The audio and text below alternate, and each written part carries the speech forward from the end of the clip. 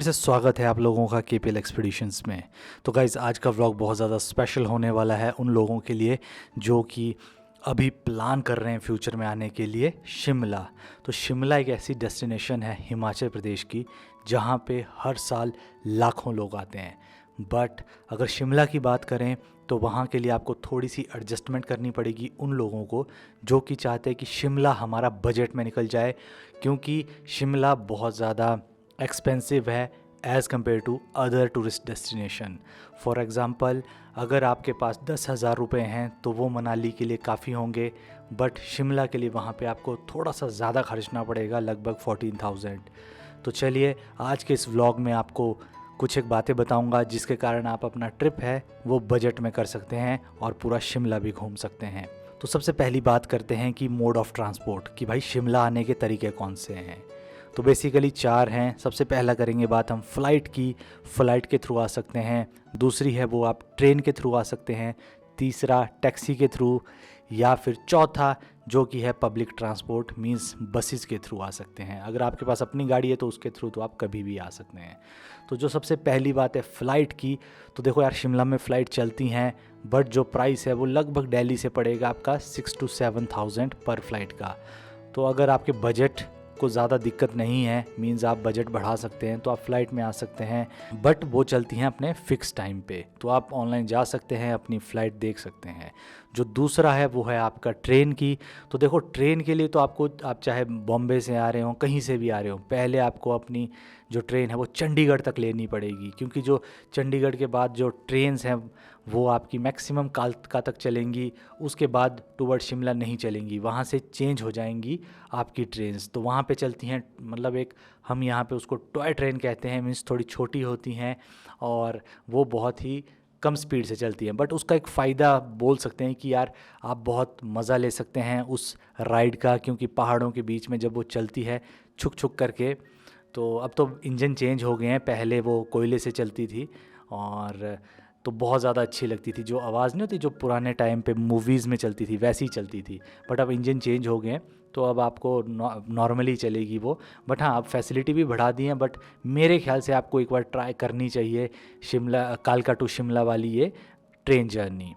और उसमें आपके लगभग 4 से 5 घंटे लग जाएंगे। और टिकट्स है, टिकट भी आपको सस्ती से सस्ती 150 की मिलेगी, 160 की मिलेगी, और महंगी से महंगी 1,000 रुपये तक मिल जाएंगी। तो वो डिपेंड करता है आपको कैसे चल रहे हैं, जैसे खाने के साथ लोगे या फिर नॉर्मल ऐसे ही बिना खाने के, तो वो डिपेंड करेगा आपकी ट्रेन कौन सी ले रहे हैं आप। तो बहुत सारी ट्रेनें चलती हैं, तो उसके लिए आप IRTC में जा सकते हो, इंडियन रेलवे की जो वेबसाइट है उसमें जा सकते हो और वहाँ से बुक करवा सकते हो आप शिमला टू कालका या कालका टू शिमला। बट एक बार उसको ज़रूर करें।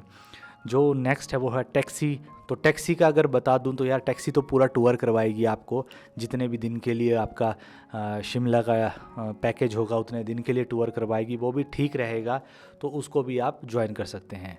और जो अब नेक्स्ट है वो है भाई देखो सबसे बजट वालों के लिए, सबसे बजट वालों के लिए क्या बेस्ट ऑप्शन रहेगा, वो रहेगा HRTC। तो जो HRTC की है देखो उसमें भी अलग अलग कैटेगरीज होती हैं, कोई आपकी वोल्वो होगी, कोई AC सीटर होगी, कोई नॉर्मल ऑर्डिनरी बसेस होंगी। तो सबका जो प्राइस है वो अलग अलग होता है।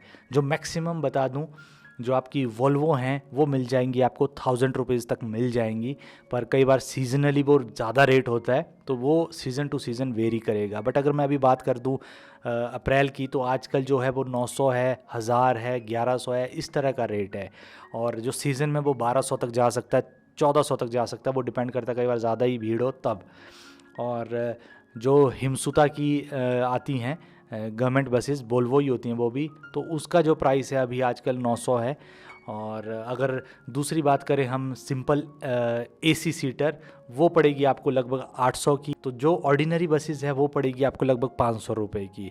तो देखो अगर आपको बजट में रहना है ना भाई, तो दिल्ली टू शिमला आओ बजट वाली बस में जो कि 500 पड़ेगा, और उसके बाद ढूंढो बजट के होटल।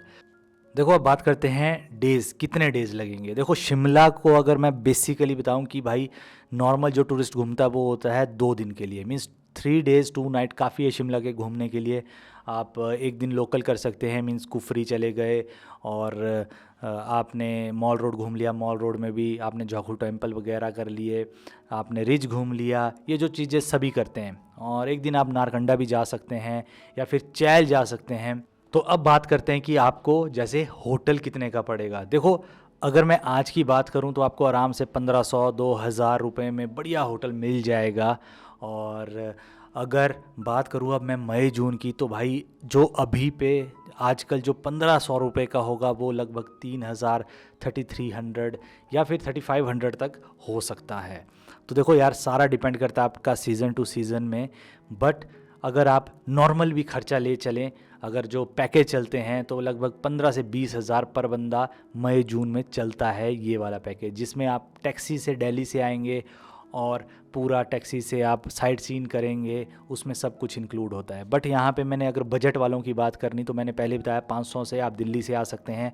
और जितने भी ये पॉइंट है, कुफरी हो गया, ये हो गया, ये हार्डली बस से जाओगे तो 100-150 रुपये लगेगा। अगर आप टैक्सी से जाओगे तो वो आपका प्राइस बढ़ जाएगा। तो इसीलिए है कि अगर आपने बजट में ट्रिप करना है तो भाई HRTC जिंदाबाद है। आप कहीं भी पूरे हिमाचल का ट्रिप मारो HRTC में और आपका प्राइस जो है वो नॉर्मल रहने वाला है। बट वही बात है, अगर आप टैक्सी यूज़ करोगे तो टैक्सी का प्राइस ज़्यादा होगा एज़ कम्पेयर टू बसेस का। और हाँ, अगर आप ग्रुप में आते हैं तो आपको टैक्सी थोड़ा फ़ायदेमंद रहेगी, क्योंकि देखो बस का चाहे आप ग्रुप में आए चाहे सिंगल आएंगे, प्राइस तो एक ही पड़ेगा। बट टैक्सी मान लो अगर आपको 10,000 रुपये में पड़ रही है 3 दिन के लिए, तो वो अगर आप 4 लोग आते हैं तो वो डिवाइड हो जाएगा, आपको 2500 पर बंदा पड़ेगा। तो इसीलिए अगर आप ग्रुप में हैं तो टैक्सी प्रेफर कर सकते हैं, क्योंकि टैक्सी का जो फ़ायदा होता है पब्लिक ट्रांसपोर्ट पे वो एक ये होता है कि आप कहीं भी रोक सकते हैं, आप कुछ भी, मतलब जहां आपने 1 घंटा रुकना है वहाँ आप 2 घंटा भी रुक सकते हैं, या फिर कहीं नहीं रुकना है आप तो वहाँ पे आप कैंसिल कर सकते हैं रुकना। तो वो डिपेंड करता है आप पे। और अगर मैं होटल्स की बात करूं तो वो भी वैसा ही है कि शिमला में अगर आप 3 स्टार 4 स्टार प्रॉपर्टी देखने की ट्राई करेंगे तो वो महंगी होंगी बहुत ज़्यादा, 15,000, 16,000, 20,000 तक भी हो सकती है मई जून में। और अगर आप नॉर्मल होटल देखेंगे 2 स्टार 3 स्टार तो वो आपको लगभग 3000 टू 4000 भी पड़ेंगे। तो अगर देखो यहाँ पे एक और इम्पॉर्टेंट बात, अगर आप पैकेज लेना चाहते हैं तो KPL एक्सपीडिशन एक आपको बहुत ही बढ़िया ऑफ़र लाया है। तो उस ऑफ़र में क्या है कि आप अपनी आइटनरी कहीं से भी लाओ, चाहे मेक माई ट्रिप से लाओ, किसी भी कंपनी से ला सकते हैं। तो हम आपको श्योरिटी देते हैं कि आपको उस आइटनरी से कम में शिमला टूर करवाएंगे, चाहे वो मनाली टूर हो, शिमला टूर हो, वो सारा करवाएंगे। तो पहले आपको आइटनरी लानी पड़ेगी, सेम आइटनरी आपको सस्ते में पड़ेगी। उसका रीज़न मैं पहले बता दूं, यहाँ पे कोई फ्रॉड नहीं होगा कि आप सोचेंगे यार सस्ते में कैसे करवाएंगे। तो हम यहीं के लोकल्स हैं, हिमाचल के हैं, हमें पता है कि कहाँ पे आपकी कॉस्ट बचानी है और किस तरह आपको कम बजट में मैक्सिमम जो चीज़ें हो सकती हैं वो करवानी है। और यहाँ पे आप एडवेंचर भी कर सकते हैं।